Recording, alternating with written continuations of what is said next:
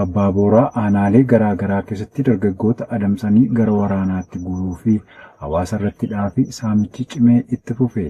Gabaasa qindaa'e Jaalii Yaadannoo Oromiyaa. Godina Iluu Abbaa Booraa aanaalee garaa garaa keessatti kaadiroonni murna maafiyaa bilisiginnaa dargaggootaa fi qonnaan bultoota dirqiin ukkaamsanii gara dirree waraanaatti ergaa jiraachuu jiraattonni har'aata biyyoolessa Oromiyaatti himan. Haaluma kanaan torbee darbe gaafa muddee 10/2025 aanaa Hurrumuu ganda Oggee magaalaa Soonxaa keessatti jiraattota gandoota baadiyyaa adda addaa irraa magaalaa dhaqan hedduu isaanii maqaa galaana diimaaf loltu jedhuun dargaggoota maqaan isaanii Mubaarak Takkaa fi Anwaar Kadir jedhaman dabalatee namoota danuu ukkaamsanii deemuu jiraattonni magaalichaa ifoomsaniiru. Kana malees qonnaan bultoota hedduu kanneen hojii dhuunfaa ofii qofa irratti hundaa'anii of jiraachisuun beekaman deeggartoota waraana bilisummaa Oromoo fi loojistikii waboof hojjettu maqaa jedhuun namoota danuu hidhanii dararaa ulfaataa irraan gahaa jiraachuu addeessaniiru. Dabalataan maqaa kaffaltii garaa garaa kanneen akka gibiraa, buusaa gonofaa, inshuraansii fayyaa, uffata milishaa, nyaata waraanaa fi kanneen biroo tarreessuun guyyaa guyyaan maallaqa uummatarraa funaanaa kan jiran yoo ta'u, hawaasni waqtii oomishaa midhaan ooyiruu irraa galfatu kanatti hojjetachuu dadhabuun isaanii keessatti rakkoo hamaaf saaxilamaa jiraachuu dubbatu. Akeeka duguggaa sanyii fi mancaatii dinagdee saba Oromoo irratti geggeessuu irratti fuulleffatee hojjechaa kan jiru murni gabroonfataa bilisiginnaa gama tokkoon maqaa hariiroo waraana bilisummaa Oromoo qabdu jedhuun hidhaa fi ajjechaa kallattii fi alkallattiin geggeessaa kan jiru yoo ta'u, gama biraatiin ammoo kaffaltii maqaalee garaa garaa sababeeffate tarreessuun dinagdee uummatichaa mancaasaa jiraachuun ni beekama. Godina Walloo aanaa Baatee keessatti ergamtoota Abiyyi Ahmediin hawaasa nagaa irratti reebicha hidhaa fi doorsiin ammaataan raawwachaa jiraachuun beekame. Jalqannaa sabaa dabalata qaba.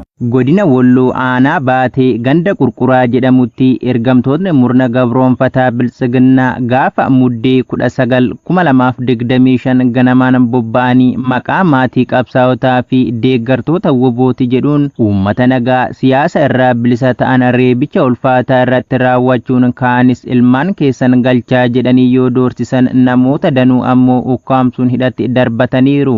Qonnaan bultootaa fi abbootii warraa muddee 19/2025 ganda Qurquraa fi Gaarirroo irraa hidhattoota sirnichaan yakka tokko malee gara jabeenyaan reebamaa jumlaan hidhatti darbataman keessaa muraasni maqaa argannes Muhammad Saanii Ali Ahmeduu fi Adeessayyuu Oggaa ta'uu shamarree takka dabalatee namoonni maqaan isaanii ammaaf nun geenye 3 ol ta'anis gandichuma irraa guyyuma kana ukkaanfamanii mana hidhaatti darbatamuu jiraattonni dubbisne dubbatu. Loltootni sirnichaa saba irraa dhalataniif garaa hin laafne hammeenya badhaafamuun sabicha lafa irraa akka duguuganiif mataa bilisiginnaa Koloneel Abiy Ahmediin qe'ee hawaasa Oromoo maratti bobbaafamanii gochaawwan fokkisoo raawwachaa oolan tibbana aanaa Baatee cufatti maqaa sakattaa waraana bilisummaa Oromoo fi eegumsa naannoo jedhuun bobba'anii hawaasa onichaa irratti dararaa adda addaa hammeessuun barameera.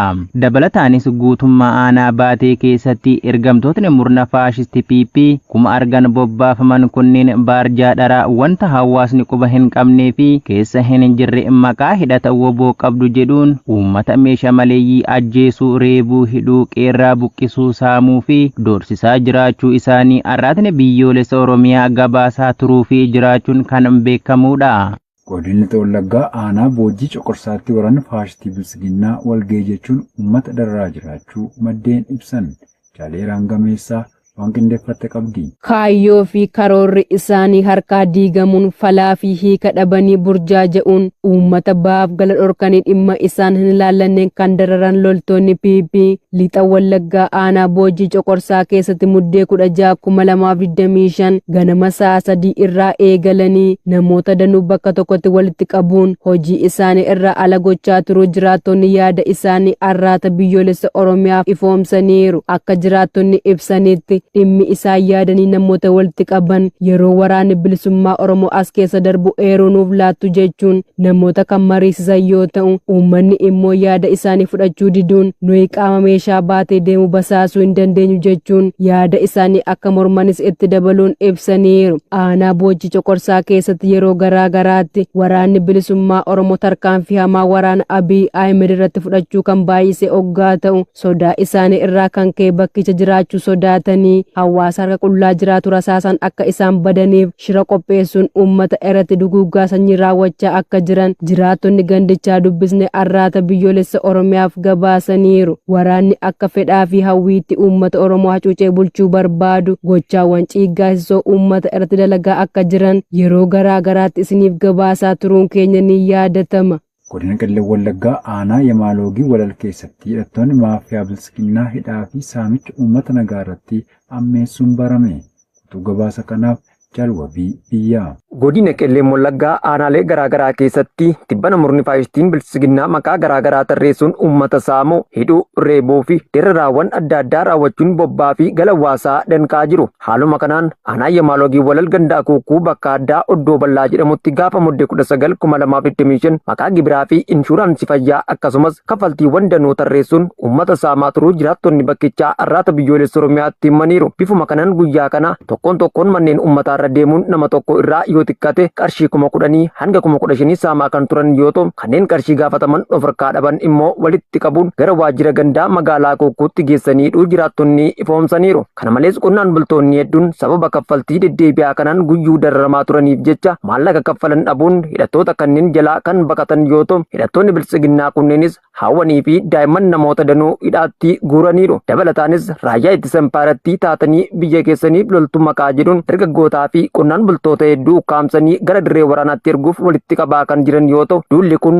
hanga gabaasni kun qindaa'etti itti fufee jiraachuu himu. Akka jiraattonni himanitti yeroon kun waqtii oomishaa kan midhaan gannaa fi birraa guutuu itti dadhabnee hojjennee alaa galfannu ta'ee utuu jiru hidhattoonni kunneen ammoo sababoota hedduu tarreessuun hojjennee jiraachuu nu dhorkaa jiru jechuun addeessaniiru.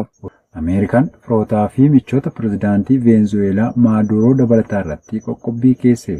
Dabalata isaaf jaasabaafan waggaarii. Bulchiinsi Tiraampii Kaaraakas irratti dhiibbaa dabaluu fi daangaa Veenzuweelaa irratti humna Ameerikaa ijaaruu itti fufee jiruun ministeerri maallaqaa Yuunaayitid Isteetsi miseensota maatii fi michoota pirezidaantii Veenzuweelaa Nikoolas Maaduroo hedduu irratti qoqqobbii haaraa kaa'uu beeksise. Qoqqobbiin jimaata kaleessaa labsame kun kan ba'e wayita waraanni Ameerikaa haleellaa bidiruuwwan qarqara galaanaa biyyattii irra jiran irratti raawwate itti fufee jiruu fi lubbuu namoota 100 ol galaafatetti. Waraanni Ameerikaa doonii boba'aa Veenzuweelaa fe'u tokkos qabachuun dooniiwwan buufata doonii Veenzuweelaa dhufanii fi ba'an hunda irratti uggura humna galaanaa kaa'ee jira. Qoqqobbii haaraa kana yeroo labsan ministeerri maallaqaa Ameerikaa Iskoot Beesent ibsa kennaniin Maaduroo fi hiriyoonni yakka isaa nagaa fi tasgabbii hemisfeera keenyaa balaadhaaf saaxilu jedhan. Bulchiinsi Tiraampii niitoorkota abbaa irree seeraan alaa isa deeggaran irratti xiyyeeffachuu itti fufa jechuun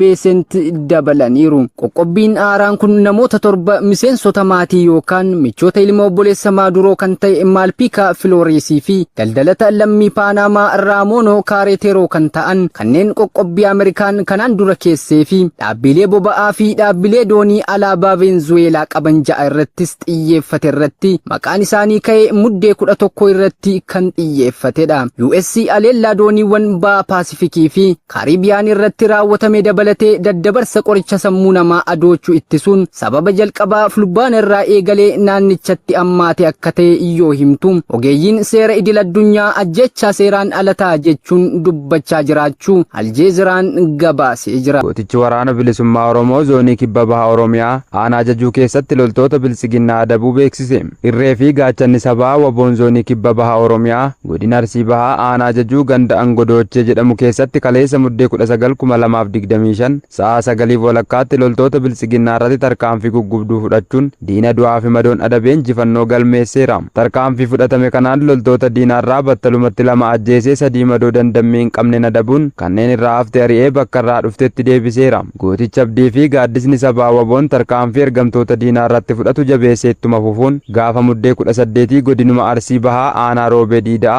ganda Qillisaa Dambalii iddoo addaa Jaarraa jedhamuttis diina maqaa sakattaa waboo jedhuun gantoota qabattee bobbaate irratti tarkaanfii fudhateen hoogganaa waraanaa tokkoo fi miseensa tokko irraa ajjeesuun injifannoo boonsaa gonfateera. Tarkaanfii waboon bitamtoota impaayeraa irratti fudhatu jabaatee itti fufa. Injifannoon uummata Oromoof. Qaqqaaliiwwan ilmaan Oromoo irree fi gaachana uummata Oromoo waboo wabii saba isaanii diinagdeen jabeessuuf gumaacha godhan haalaan jabeessanii itti fufanii jiru. Haaluma kanaan jaarmiyaan Finfinneen kan Oromooti. Oromummaan dhiiga kooti jedhu damee tokkoffaatti gurmuun galma bilisummaa jalatti argamu. Buusii kitaaba bilisummaaf kaffaltii qarshii 100,000 fi 55,000 fi 25 waboof galii gochuun ibsa ejjennoo armaan gadii baafataniiru. Jaarmiyaan kun hanga qabsoon bilisummaaf geggeeffamu galma isaa ga'utti dirqama baa'oo waboon nutti kennu fudhannee hanga bilisummaatti cimnee itti fufna. Mufattoota gufattootaa fi hayyalaallattoota dura ni dhaabbanna. Olola dhaaba keenya irratti adeemsifamu kamuu cabsinee dhaaba keenya daran jabeessina jechuun ibsa ejjennoo abbaa qabxii sadii qabu baafachuu isaanii gabaasaa ajajaa olaanaan abaa'oo waboo arraata biyyoolessa Oromiyaa qaqqabsiisaniin beekuun danda'ameera. Nutis galanni keessan bilisummaa haa ta'u ittiin jenna. Horaa bulaa deebanaa. Injifannoon uummata Oromoof.